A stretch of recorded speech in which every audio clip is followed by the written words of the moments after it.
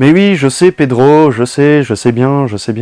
Écoute, il y a un temps pour tout, mais boire du rhum, alors qu'il est 10 h du matin, c'est peut-être un peu violent pour commencer à travailler, tu vois.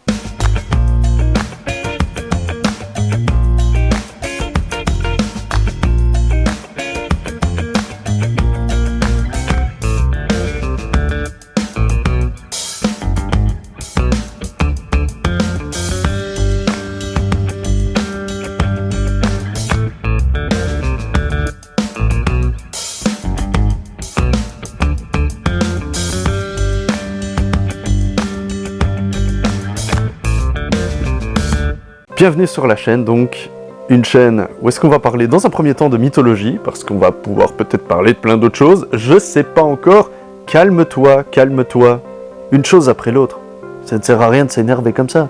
Première vidéo sur Bouddha, donc Bouddha, vous le connaissez tous. Je sais que tu le connais, je sais que t'en as une qui est similaire à ça chez toi, je le sais, et si c'est pas ça, c'est un cadre. Te fous pas de moi, c'est à la mode ces conneries. Justement, Bouddha. On connaît tous ce nom. Mais Bouddha, ça peut être lui. Ça peut être lui. Ouais, ça peut être lui aussi. Et lui. Mais Bouddha, c'est un titre, pas un nom. Hein? Ça désigne une personne qui, par sa sagesse, a atteint le nirvana. Ah sì, la musique de Nirvana, moi j'adore. Smell like the spirit. Moi ça c'est une musique, moi j'adore, hein. Mais non, peu cher, pas ta musique, oh là là. Je me rappelle plus pourquoi je vous ai engagés tous les deux. C'était... Vous aviez une utilité à la base, en fait. Mais quelle différence entre tous et Bouddha? Comme le dit Marcel, c'est plutôt un titre. Un peu comme César est un titre pour Jules. C'est pas vraiment son nom. Donc finalement, qui est Bouddha? Qui est ce personnage que nous avons tous chez nous? Eh bien, accroche-toi, on va découvrir ça ensemble aujourd'hui. Les deux les plus connus finalement, ça va être le Bouddha chinois, a.k.a. le gros Bouddha rieur, d'accord? Te moque pas. Je sais que tu t'es déjà moqué de gens, en les appelant Bouddha, c'est très offensant, ok? Non, je suis pas bouddhiste, mais ça se pourrait. Ça se pourrait. Et de l'autre part, nous avons le Bouddha historique, donc celui dont nous allons parler aujourd'hui. Donc Siddhartha Gautama, d'après les chroniques historiques du Sri Lanka, notre cher Siddhartha serait né en 563 avant Jésus-Christ, dans le bois de Lumbini, dans la région de Kapilavastu. Kapilavastu se trouvant dans l'actuel Népal. Il est le fils de Mayadevi et de Sadadova. Sadadova, grand propriétaire des régions par là-bas. La légende raconte, et là accrochez-vous parce que là on est parti pour le pays des merveilles les gars, vous allez voir c'est un truc de malade. Alors la reine Mayadevi serait tombée enceinte dans ses rêves, pénétrée au sein par un éléphant à 6 défenses.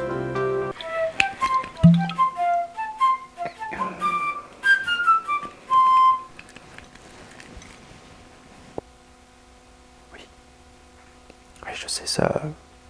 Ouais, quand on essaye d'y réfléchir, t'essayes, et puis il y a un moment où en fait ça bloque, ça ne monte pas jusque... Non, oui, je sais que vous êtes en train d'essayer, mais ça fait un peu mal de tête presque, hein. C'est impressionnant. La femme aurait accouché dans le bois, au pied d'un arbre. La naissance aurait été indolore. L'arbre au pied duquel elle était en train d'accoucher lui aurait tendu une branche pour l'aider. Je vais plus aller faire les balades dans la forêt de la même manière. Et pour finir, le petit Siddhartha s'est mis debout directement et se serait positionné symboliquement vers les 4 points cardinaux afin de prendre possession de l'univers. Donc le jeune Siddhartha Gautama, maintenant un peu plus grand, vit une vie très confortable dans un milieu mondain, petite vie bien pépère, hein. Il apprend les lettres, il apprend l'art, il apprend à tirer à l'arc, il apprend à combattre à l'épée. Donc il tomba amoureux de sa cousine Germaine, fille d'un seigneur d'un autre patelin à côté. Ah, moi, quand j'ai connu ma cousine. Ma cousine. Moi, si tout savais. Ah, c'est moyen que tu nous expliques ça... jamais, en fait. C'est moyen, parce que ça se... Enfin, ouais. Donc, après 10 ans de mariage, ils donnèrent naissance à un fils nommé Raoula. Donc, Siddhartha a maintenant 29 ans. Et il s'ennuie au palais. Oh ben, force de voir que le jardin. T'as envie de faire autre chose, hein? Ah, une petite partie de boules, par exemple. Oh oui. Bon, les boules, pas les boules, hein? Les boules, une petite partie de boules, quoi, hein? La pétanque, comme vous dites ici dans le Nord, hein? Eh? On peut faire quelque chose de sérieux, là? C'est possible? Oui, c'est bon? C'est bon? Ok. Il décide donc de faire une petite balade incognito dans la ville. Sauf que, la balade, elle va pas se passer comme prévu. Donc le long de sa balade, il va croiser un vieillard qui a du mal à marcher. Il va croiser une famille qui est en deuil d'un être aimé. Il va croiser un pestiféré. Et il va croiser un moine en train de mendier. Et là, révélation. Parce que le gars était pas préparé à ça, du tout. À la base, il s'est dit, je vais juste me dégourdir un peu les jambettes en dehors de mon jardin de 1000 hectares. Mais, quand il a vu tout ça, ça l'a fait vraiment réfléchir. Et donc un soir, il se réveille en sursaut, prend une décision radicale. Il est parti trouver son serviteur pour lui dire que il se cassait et que dit à ma famille que je vais chercher le chemin de l'éveil. Parce que moi, je peux plus vivre une vie comme ça, quoi. Hein. Clairement, là, c'est plus possible. Hein. Donc, accompagné par ses 5 disciples qui voient un peu la même chose que lui, il décide de vivre une vie totalement pieuse, avec des pratiques méditatives austères. Quand je dis ne pas manger, c'est 3 grains de riz par jour.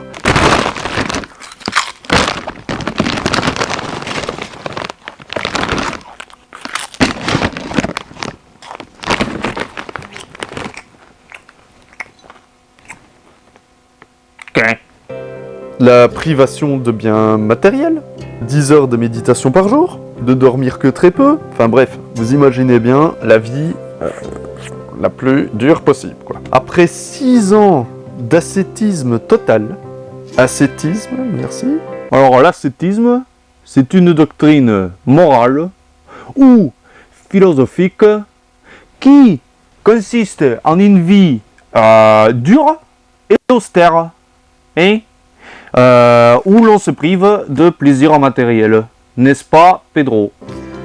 Donc après 6 mois d'ascétisme extrême, affamé, affaibli, et bon, forcément, à un moment donné, ton corps il marche plus. Le mec s'écroule, épuisé, et c'est une jeune femme qui va venir l'aider, et lui dire, non, il y a un moment, ok c'est bien, mais là t'exagères peut-être un petit peu, quoi. Hein. Là faut se remettre peut-être un petit peu en question. Hein. Et là, donc cette dernière l'encourage à arrêter cette pratique extrême, et ses 5 condisciples le lâchent, hein, pensant tout simplement qu'il abandonne, et donc arrête de le suivre. Donc Siddhartha n'abandonne pas du tout. En vérité, il va s'adonner à une nouvelle pratique qu'il va nommer la voie du milieu. Donc basé plus sur un équilibre, donc toujours une vie pieuse, mais basé vraiment sur quelque chose de plus équilibré au quotidien et de moins extrême. Et donc maintenant, en harmonie avec l'équilibre naturel des choses, donc Siddhartha se concentre vraiment sur la méditation. Et vers l'âge de ses 35 ans, il va se poser au pied d'un figuier et va se mettre à méditer, mais cette fois-ci, il ne s'arrêtera que lorsque l'éveil aura été fait. Mais il fait la même chose tous les soirs. Si, mais c'est normal, hein? Ouais, c'est sûr que tu fais la même chose tous les soirs, c'est certain. Mais si tu pouvais le faire plus souvent, en fait, ce serait beaucoup mieux. Hein? Je dis ça, je dis rien. Et donc après 49 jours de méditation, Bouddha est né. Il avait une compréhension parfaite. Il voyait les choses telles qu'elles sont. Son éveil fut total.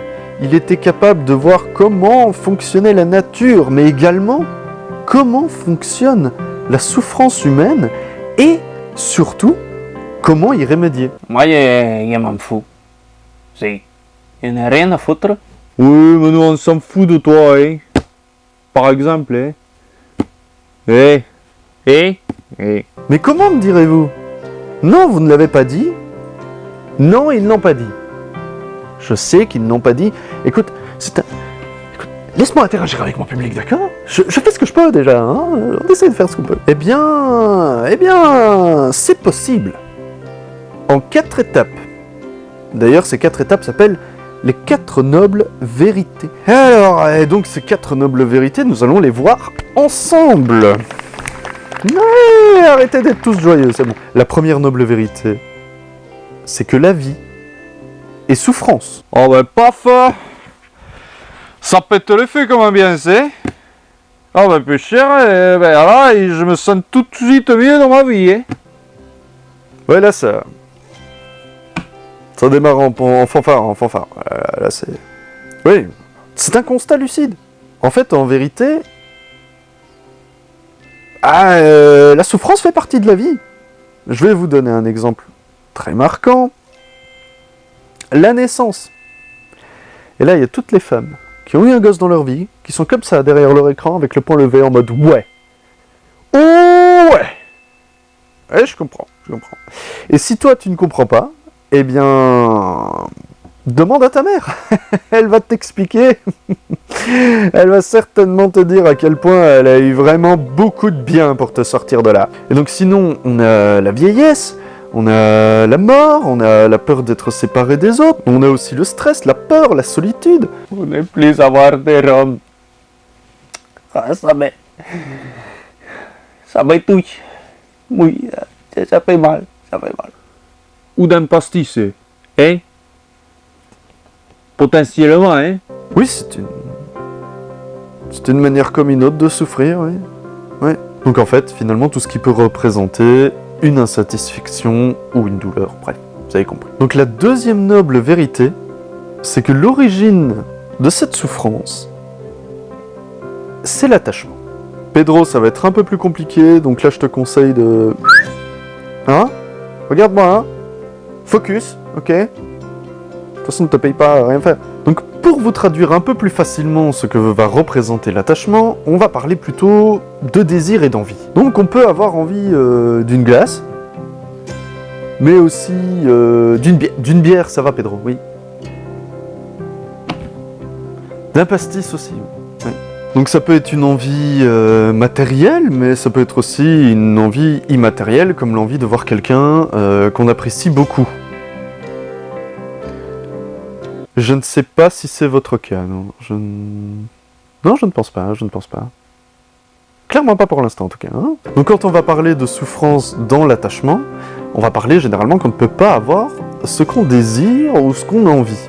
Et ça, ça crée une réaction, donc de la colère ou de la tristesse, et ça fait mal. Ça ne fait pas plaisir à ton petit cœur tout mou, je sais. L'enseignement qui est à faire avec cette deuxième noble vérité, c'est de se rendre compte de cet attachement qu'on pourra avoir sur le matériel ou l'immatériel, afin de mieux réussir à s'en détacher. Et alors, tout le monde est toujours là?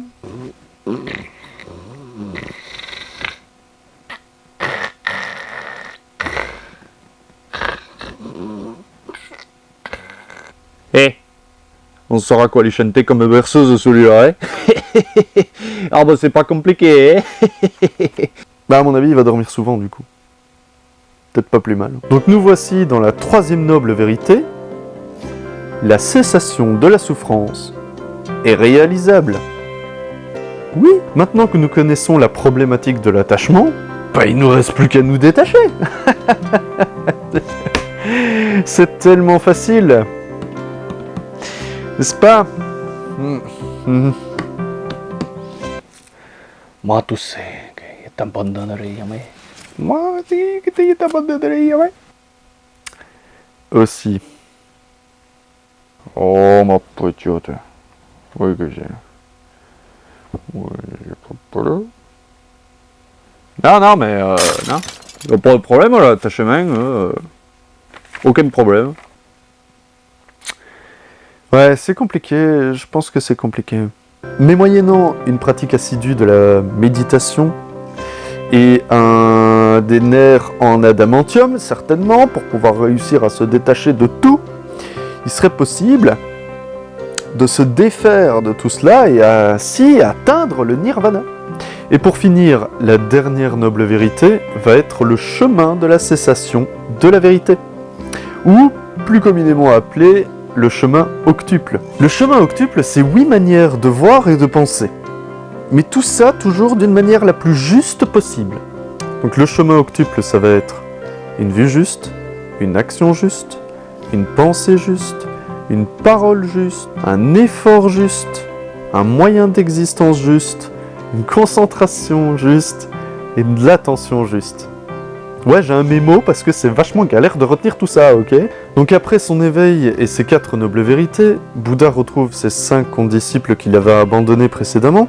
Ces derniers, après avoir vu toute sa sagesse, sa connaissance, ainsi que sa sincérité, décidèrent à nouveau de le suivre et donc de former la première communauté de l'anneau. Ouais, mais je pense que je vais devoir reprendre une double dose de Ricard hein, pour oublier ça, hein. Non mais sérieusement Marcel, les trucs que tu bois là, c'est pas très bon hein, pour la santé. Hein. Mais si tu regardes bien que c'est de l'anis, de l'anis. Personne n'a envie de boire ça, hein, rien que pour le nom. Hein.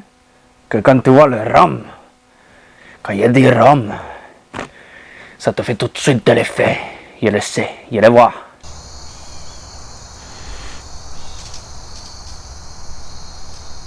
C'est un peu bizarre quand même. Non mais y a pas de problème.